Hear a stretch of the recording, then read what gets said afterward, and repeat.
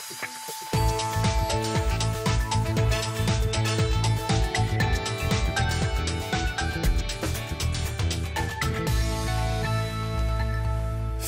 die je leven verrooien, joen hier aan tafel de vraag, ja, wat ziek je? Vind je dan echt wat je, ja, weet je nou op ziek binnen? Nou, Joost van der Brug, zeker, ja, want hij is fotomaker en filmmaker en hij voelt bij streetjongeren in Eerst-Europa de inspiratie voor een nieuw kleermerk. Ja, en de Fynst van Silibem, Danny Brink, die voelt een gouden fibula. Maar ja, wat is hij wurg? In een eigen versie van Tussen Kunst en Kiets zal Nelke IJsenacher van het Fries Museum dat voor u bepalen. Goeien, welkom bij Bient, mooi een echt jongensboek, want Jere zit het in. De fibula, de gouden fibula die voen is. En ja, we zullen hem aan presenteren. Nelke, dan moest hem aan echt voor het eerst zien. Ja. Net in scène zet. Just hem echt voor het eerst, maar eerst even naar die. Hey, wat heeft jou een daaihond of net, nou dat dit bekend worden is? Ja, nou, Joet is bekend worden natuurlijk dat hij voen is. Ik heb hem eigenlijk al oorlogweken voen, maar het is nou wel Joet van Joet wel echt drok en heel bijzonder natuurlijk. En ik ben benieuwd wat de experts erover te zeggen hebben en Nelke natuurlijk. Ja, want Nelke zit naast die. Nelke, bist jou extra benijd? Ja, is ze bespan? Ja, tuurlijk. Ik ben wat heel vertel benieuwd. eens?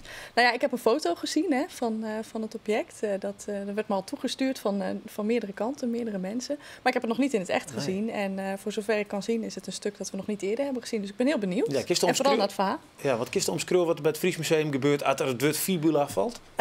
Nou ja, dat valt best wel regelmatig, zal ik verklappen. Dus dat is misschien een beetje een dompe. Maar ja, we zijn natuurlijk altijd heel benieuwd. En er komen natuurlijk regelmatig nieuwe vondsten naar voren. En elke keer zijn we heel gespannen wat het dan is. En natuurlijk vooral wat het historische verhaal erbij is. En deze fibula die van goud is, dat was wel een heel mooi verhaal. Ja. Dus, laten we nog even rondgaan naar die dag. Wist nog exact hoe let het weer? Ja, ik kwam uit Squallen en ik ging nog een oer voordat het donker was. En meestal dat ik een oer heb voordat het donker is en ik heb net de volle Squallenwerk staan. Dan pak ik mijn spullen uit het hok en dan doe ik even het laan in. Ja, en dit apparaat wat je op tafel ja, dat laat. machtige apparaat, dat had het voor mij dienen. En nou ja, die had ervoor zorgen dat ik dit uit de groen heb kunnen scheppen. Ja. En wat voor dag wie het? Een menje. Vorige week een menje wie het. Oké, en hoe let? Nou ja, tijdstip? aan het einde van de middag, 4 uur, ja, we zeiden. Ja, toen heeft u die dream voelen, hè? Want ik kreeg al in Joet de reportage zoals je dreamst van. Ja, dat wie de vondst wat ik heel lang van droomd heb. Of heel lang. Een paar jaar al, ja. Oké, zullen we mij een minuut pakken? Want ja, deze vrouw die kan die nog volle minuut vertellen. Helly Stoom, de minuut, Ja. hij is van die. Ik zal maar een minuut helpen. Hoe werkt het eigenlijk? Is hij echt officieel helemaal van die, 100%? Nou ja, volgens de boer, die zei van die vond het heel mooi. Maar die had in ieder geval zijn dat hij van mij wie. En Oké. is mijn trotse Dat steek. is niks te Dion. Ja, nou hier luidt hij. Ja. Joost, kan je hem zien? Ja? Ik kan hem zien, ja. Ik zal hem even... Ja, heel mooi. Prachtig. Ja, daar luidt hij. Hij omschreeuwt zelf even was het. Nou ja, wat ik weet is dat hier op de voorkant staat een plaatje van goud, maar in het midden een steentje wat volgens mij een katteneig steentje is. En dan zit daaronder zit nog een laagje, nog een plaatje en daaromheen zit een baan met al je gouden boltjes, maar daarop nog hele lietse gouden boltjes daar weer op plakt. Ja. En als dan de achterkant besjust, dan staat hier een onbekend mythisch wezen op. Ja. Die waar van alles uit zijn moeder komt en van alles op ouwbeelden staat. En dan zit hier hele mooie filigrane krultjes op. En de naaldvangers, waar de spelden in zitten, waar maar de kleden naar elkaar vast binnen houden. Ja, mag ik hem vasthouden? Heel even, voordat hij nog elke keer. Oh, prachtig. Nou, jammer even nog Nelke, want die hebben natuurlijk net doe ik meteen even mijn handschoen aan, want dat moet natuurlijk officieel ik gewoon vanuit het museum. Blinde hand. Altijd met een handschoen. Mijn zit los voor de rest.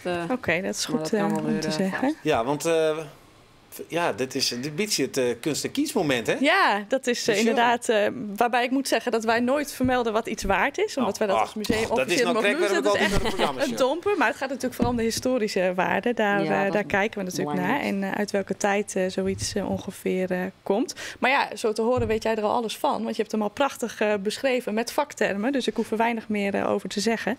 Ik ga heel voorzichtig even kijken.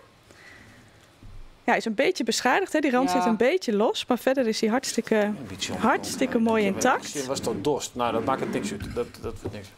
Nee, het is verder natuurlijk ook, er zitten veel details op, dus het is ook Goed kijken naar de verschillende details. Nou, zoals Danny zelf al zegt, zie je inderdaad aan de achterkant waar de pin heeft gezeten. Ja. Dus je ziet hier eigenlijk het scharnierpunt waar de achterkant van de pin zit. En hier wat we noemen de pinvanger. Dus daar ging de pin onderin. Dus daaraan kun je zien dat het inderdaad een fibula is geweest. Dus dat je hem kon dragen.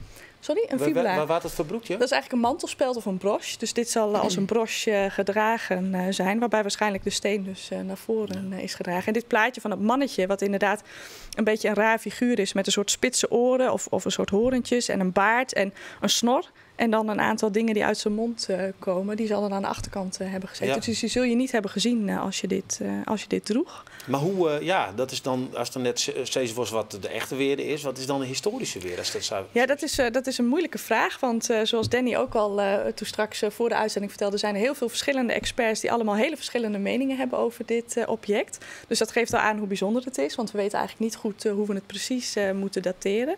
Zelf denk ik dat het uit de 10e, 11e eeuw komt. Er zijn mensen die zeggen 9e, 10e eeuw. Die hebben gewezen op vondsten die erop lijken. Maar mijn collega Egger Knol van het Groningen Museum wees al op een vondst uit Groningen die erop lijkt. En die komt uit de 11e, 12e eeuw. Dus rond die tijd zou ik denken dat het ongeveer te plaatsen is. In Engeland kennen we ook een aantal vondsten die daar enigszins op lijken qua vormgeving en decoratie. Maar we hebben geen exacte parallel van deze vondst. Dus daar zullen we eerst naar op zoek moeten gaan om het plaatje en de verschillende kenmerken precies te vinden in een andere vondst. Om te kijken wat het nou precies is. Maar had je omschreeuwen kunnen naar hoe het er bij hem op reageerd wordt? Want we hebben natuurlijk de fibula van Wienaam. Ja. Heel bekend. Wordt altijd is bij hem prominent aanwezig. Klopt. Als je moet het Fries Museum praten. Ja. Hoe valt dat een beetje in hetzelfde stritsie? Dat is natuurlijk lastig, want het is een hele andere tijd toch wel. De fibula van Alm is veel vroeger. En past natuurlijk in een serie van een aantal fibula's en fibulavondsten die we heel goed kennen. En waar we veel over weten. Ja. En daar is natuurlijk ook al jarenlang onderzoek naar gedaan, al sinds de jaren 50. Dus daar weten we heel veel van.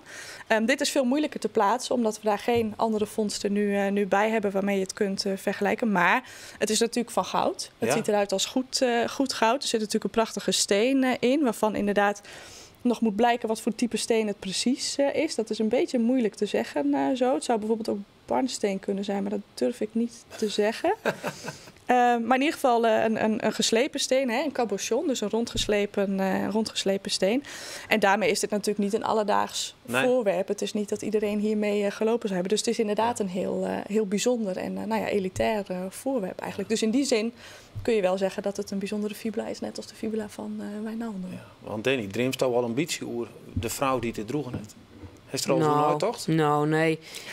Wat ik hier wel lees in een documentaire zien over de fibula van Wienaam. En daarin wil je zijn dat de fibula waarschijnlijk wel een vrouwensieraad wie, maar dat interesseert me verder net.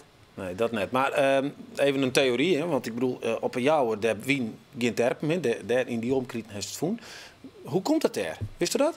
Nou ja, volgens de boer, daar hebben we dus natuurlijk de fondsen die we daar op dat stukje 14 voen.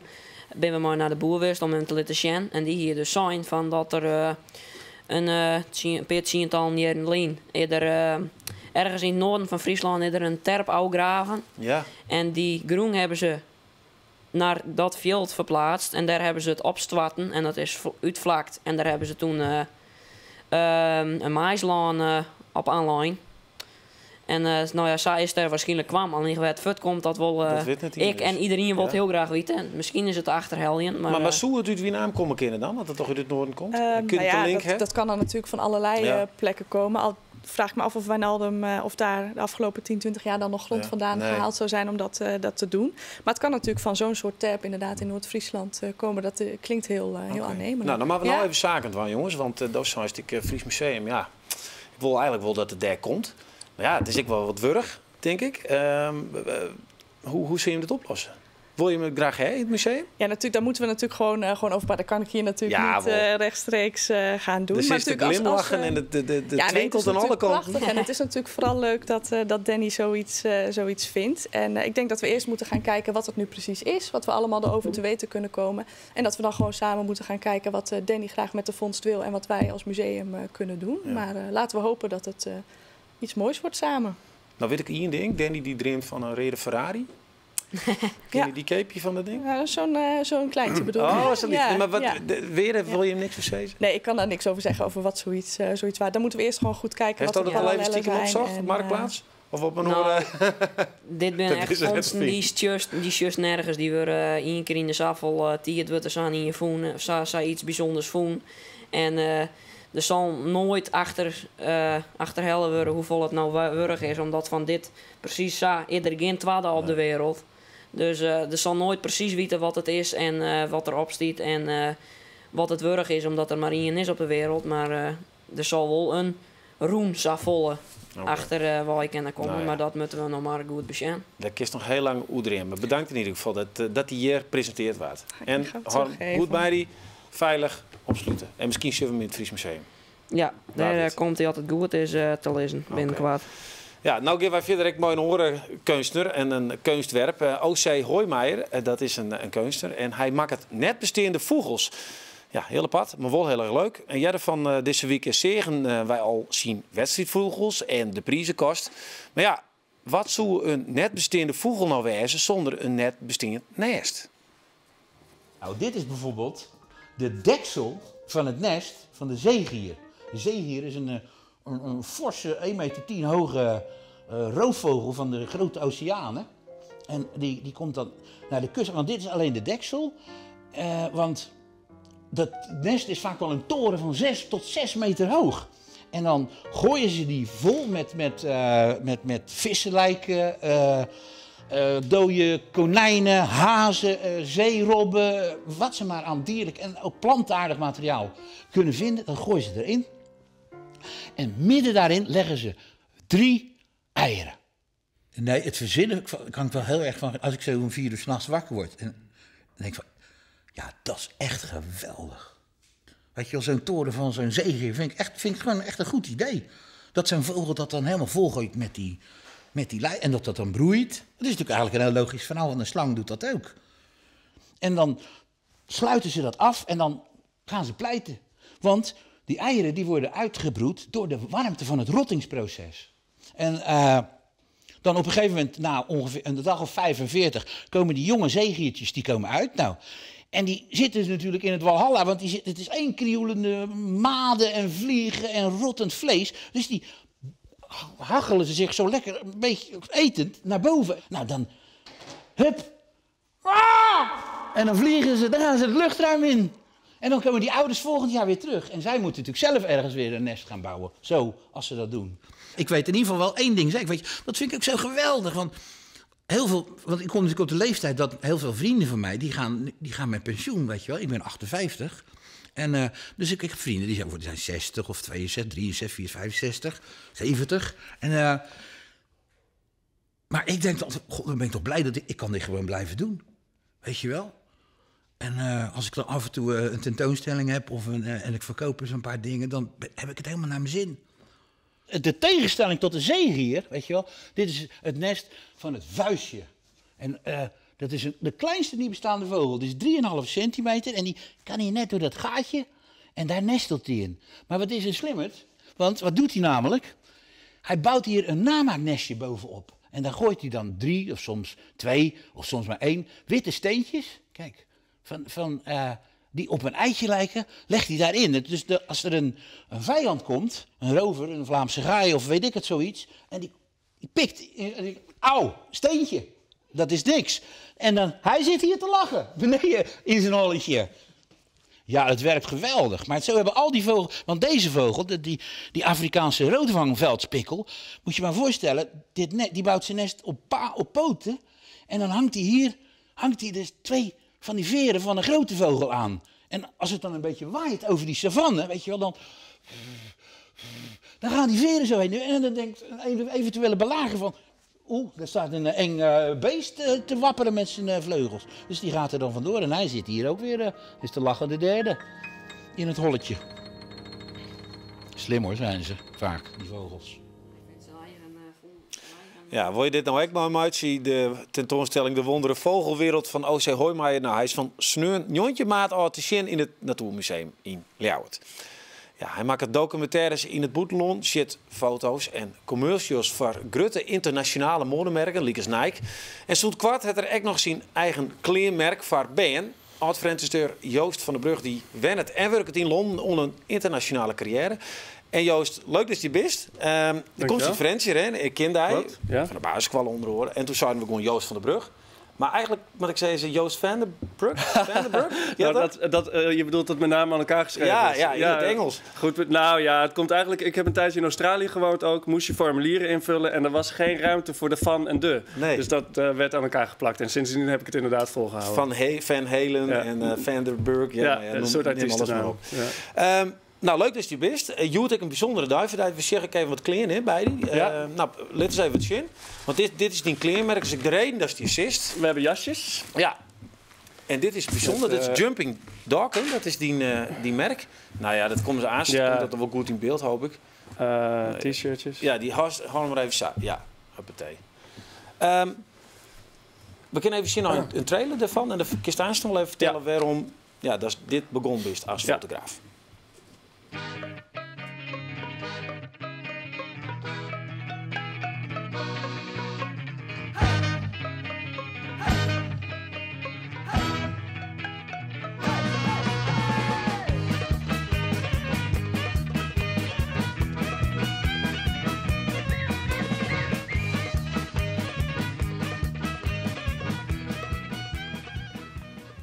Ja, vrolijke band, mooie kleren hoor.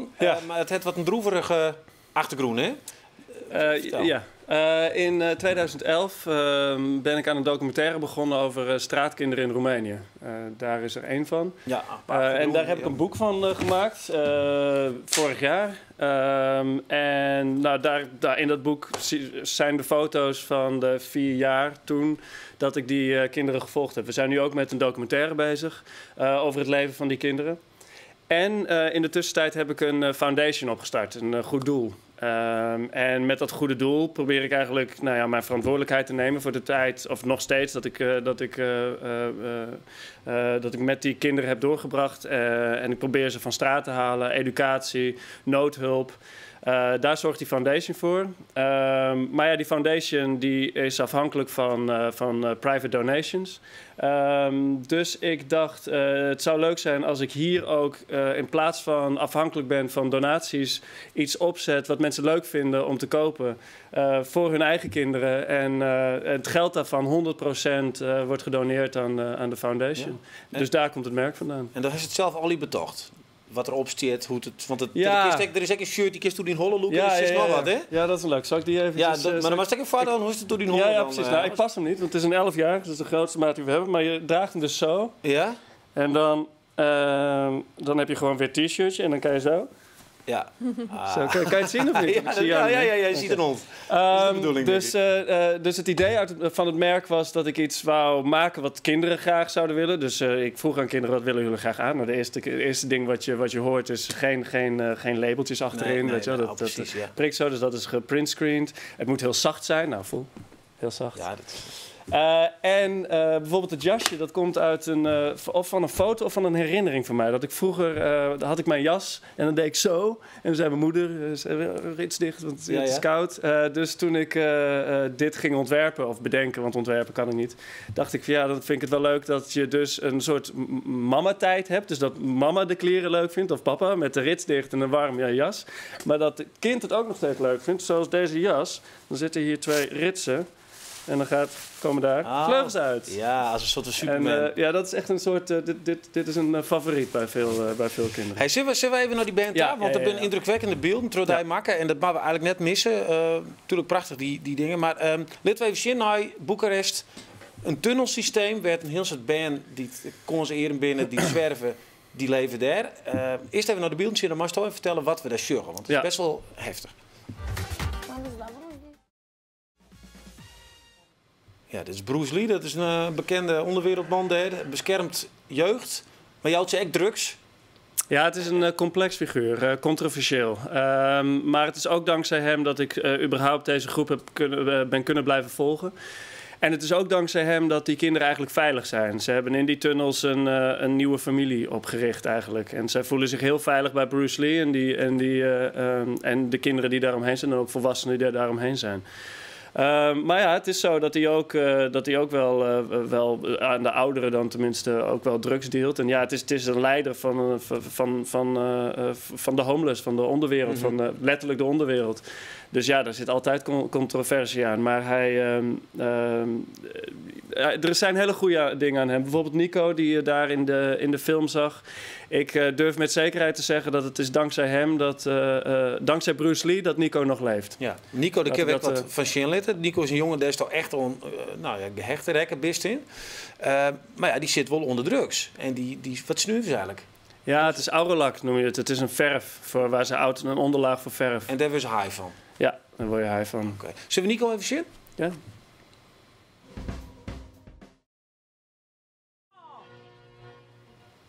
Ja, heftig. Ja, Nico, dat was echt een omslag in mijn documentaire.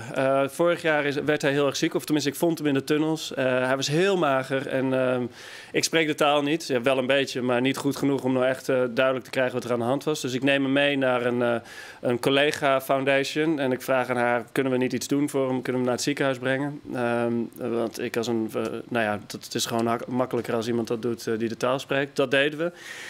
Toen bleek dat hij gewoon heel ziek was. HIV sowieso, maar ook al flink ook al AIDS, TB. Dus dat was een hele heftige tijd. Want hij wou zelf niet in het ziekenhuis blijven. Dus hij kreeg een bloedtransfusie, voelde zich kip lekker en ging de straat weer op. Ja, precies. Dus toen ben ik een tijd met hem in het ziekenhuis gebleven. Zodat hij zijn medicatie krijgt. En dat was echt het moment dat ik de foundation ben gaan opzetten. Even later dus ook het kledingmerk. Ja. Gypsy, dat is bij die. Wat wie dat? Dat is iets... Kist dat gevoel omschreeuwen? Dat helpt maar. Nou, het is allemaal stap voor stap gegaan. De eerste keer dat ik ze zag, dacht ik... ze hebben water en brood nodig. Dat bleek niet het geval. Ze redden zich wel, wat betreft voedsel. Maar ja, als zoiets gebeurt, als zo'n jongen ziek wordt... en je daarbij bent... En ik heb echt gedacht, toen ik die jongen naar het ziekenhuis bracht... ik wist bijna zeker dat hij het niet zou overleven. Het was zo erg, hij was zo mager. En het bleek dat hij al 16 was. En dan zag eruit als een jongetje van 9. En dan blijf je naar het ziekenhuis. Hij lag in een bed en omdat hij TBC had, mocht er niemand anders in die kamer. En ik zat dus in dat bed daar tegenover. En dan zit je daar en dan heb je tijd om na te denken. En dan, dat was wel heel heftig. En dan zie je ook hoe het publiek erop reageert. Ook de dokters op hem reageren, wat echt niet zo prettig was. En dat was wel een moment dat ik dacht, hier moet ik meer mee gaan doen dan alleen maar een documentaire maken. Nou deed ik dat al, maar dat was wel echt een moment dat ik er nog meer mee wou doen. Oké. Nou, dankjewel voor die verhaal. Die documentaire is wanneer te zien? Ja, dat duurt nog wel een jaar voordat hij af is. Okay. Ja, we zijn nu aan het editen. Mooi beeld in ieder geval. Dus qua impact maar mag ik dat nog zeggen? Want deze kleren liggen in Franeker bij gewoon mooi. Nou, dat wil ik nog correct zeggen. Dat wou jij zeggen. Je moet pakketje al even bij je winkel. Maar dat moet wereldwijd gaan, denk ik. Dat gaat het ook. En op de website jumpingdog.nl. Ja. Maar zij zijn de eerste retailers in Friesland. Oké, dankjewel Joost. Joost Vandenbroek. Zult onthouden. Hey, je bent bedankt. Hè. Succes met je onderhandelingen. Gewoon alles eruit halen, hè? Hey, Danny. Als er iets bijzonders gebeurt, dan Jerry hem het vast. Okay, super. Heeft u het nummer. Ja, onze 4 deze bient. Dank voor het zien. En ik zie je morgen weer. Onthoud. Doeg.